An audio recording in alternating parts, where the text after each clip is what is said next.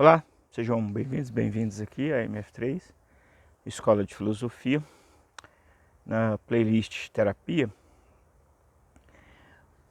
o sentimento, a sensação de ser inadequado ou inadequada. Diria assim num título, ser inadequado. Esta sensação ela tem uma série de desempenhos, mas eu poderia de atuações na vida das pessoas, mas eu poderia pegar o trabalho, o ambiente de trabalho em geral. Como que, se por algum motivo a gente vem com esta sensação da família ou da próprio traço psíquico, e esta sensação foi instaurada em si, quando a gente vai então com esta sensação para o ambiente de trabalho e encontramos ali pessoas bem tóxicas, por exemplo, vai acontecer que esta pessoa irá continuar a construir e a pregoar esta narrativa de inadequação da pessoa. Eu estou partindo de um lugar comum, que é a sensação de se sentir inadequado. O sentir-se inadequado, em geral, é uma construção, digamos, num jogo afetivo, familiar, na qual você, por ter um traço específico, que necessariamente não é nada além disso, aquele outro disse que você é inadequado. E você então acha-se inadequado e não consegue construir aí uma outra compreensão de um traço específico seu. Eu lembro de uma pessoa dizendo que ela tem as mãos quentes, e uma mulher, uma aluna, e para ela fazer uma série de coisas, ela cresceu com o bordão de que, olha, você não serve para fazer salgadinhos, você não serve para fazer uma série de coisas. E até que um dia ela descobre, fazendo unhas, que o esmalte dava pequenas bolhas. E aí a pessoa que era professora em fazer unha, explicou para a aluna, a pessoa tem a mão quente, então você tem que pôr a mão dela na água fria depois para fazer a unha. Então, literalmente, põe a mão na água fria, tira, enxuga e passa o esmalte, não tem problema nenhum. Ou seja, a pessoa levou muitos anos para compreender que ela tinha as mãos quentes. Por exemplo, essa pessoa provavelmente, para o processo de massagem, de reiki, certamente tem um diferencial excepcional. Veja só que era uma capacidade e a capacidade foi transformada num problema. Então, essa ideia de inadequação, nós temos que tomar muito cuidado com ela. Porque inadequado, como assim? No que? Cada caso tem que ser investigado. Podemos pensar que, hipoteticamente, sim, tem pessoas inadequadas. A questão é, quem é que está definindo isso? Isso é um segundo negócio meio complexo. Quem é esse? Quem elegeu? Ele está em... Por que esse outro humano pode me rotular como inadequada? No geral, essa questão é uma questão muito mais de relação de poder. É uma relação de poder que parte, muitas das vezes, do ambiente familiar, de uma mãe ou de um pai, que não conseguiram dar afeto.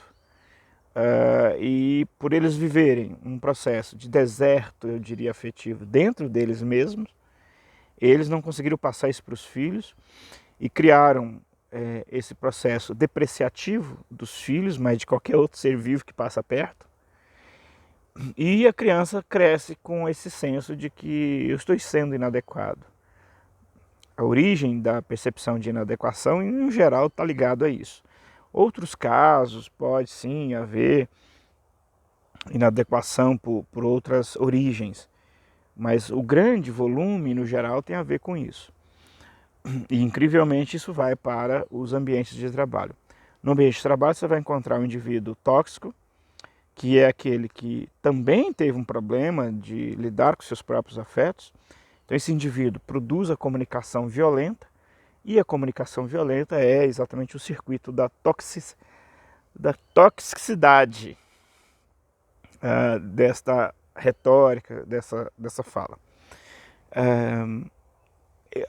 o ambiente, o indivíduo tóxico, ele pode ser tanto homem quanto mulher e se manifestar de modo muito parecido. Pessoas em cargo de liderança, por exemplo, tendem a ser confundidas com pessoas exigentes. Não, ele é tóxico mesmo, não tem nada a ver com exigente. Esse indivíduo, por um pavor interno dele, para lidar com o não contato dele com os afetos, ele cria uma obsessão, quer dizer, ele cria uma força de controle para tentar diminuir o que não é controlado dentro dele, que são o desconhecimento dos afetos, a não experiência dos afetos em si. Tudo isso vai criando um circuito de desespero literal dentro de si. E tem várias saídas. A saída da inadequação é uma delas. A saída da toxicidade controladora é outra saída. O problema é que quando chega no ambiente de trabalho, esse que se ajeitou na toxicidade do controle e etc., ele tende, num primeiro momento, nos ambientes corporativos, de assumir cargos, cargos que exigem a ideia do controle. O indivíduo que cumpre horário, o indivíduo que faz a correção adequada de um texto escrito, o indivíduo que consegue retomar atividades e apresentá-la para ser feita uma avaliação. Esse indivíduo então é confundido como liderança. E ele se acha então o líder. E aí ele é catapultado para a função de líder. Mas na verdade ele é alguém que não lida bem com os seus afetos. E como, digamos assim, uma resposta, ele transformou esse pavor interno, nesta perspectiva. Esse indivíduo necessariamente vai pegar o outro indivíduo que teve outras respostas, sendo elas aqui apresentadas na forma de inadequação. Ele vai pegar esse indivíduo e vai espezinhar esse indivíduo de múltiplas formas. Ele é que vai dizer para aquele indivíduo que ele nunca vai ser capaz de nada, que ele é um incompetente. Toda essa fala é de uma liderança que não é liderança, mas apenas um neurótico que está em estado comatoso da sua neurose e que é confundido como liderança. A minha referência é muito escolar, de onde eu venho, é o que mais temos neste ambiente. Mas outras experiências de trabalho que também tenho no mundo corporativo, nós podemos observar isso com muita frequência. Em sistemas corporativos que têm o trabalho chamado operacional, por exemplo, os indivíduos se destacam nesse processo operacional. Exatamente aquele que se destaca é aquele que consegue ter um rigor na apresentação de informações, na coleta de dados, no controle de horários. Esse indivíduo então é confundido, não, esse é um bom líder, porque ele entrega e as pessoas querem um indivíduo que entrega, ok. A gente puxa ele para a posição então de liderar outras pessoas. E ele passa a ser o espezinhador dessas outras pessoas. Porque ele não sabe, o processo dele de liderança não está relacionado em uma pessoa que consegue ler os outros à sua volta, que consegue sintonizar-se com os outros que ele coordena e desenvolver nesses outros uma sintonia de trabalho, uma sintonia dessas pessoas com elas mesmas e depois com o trabalho coletivo. Ele não conhece de pessoas. O que movimenta ele, na verdade, é a angústia interna dele e não o outro. Ele não vê o outro, inclusive. Ele vê os seus dramas internos.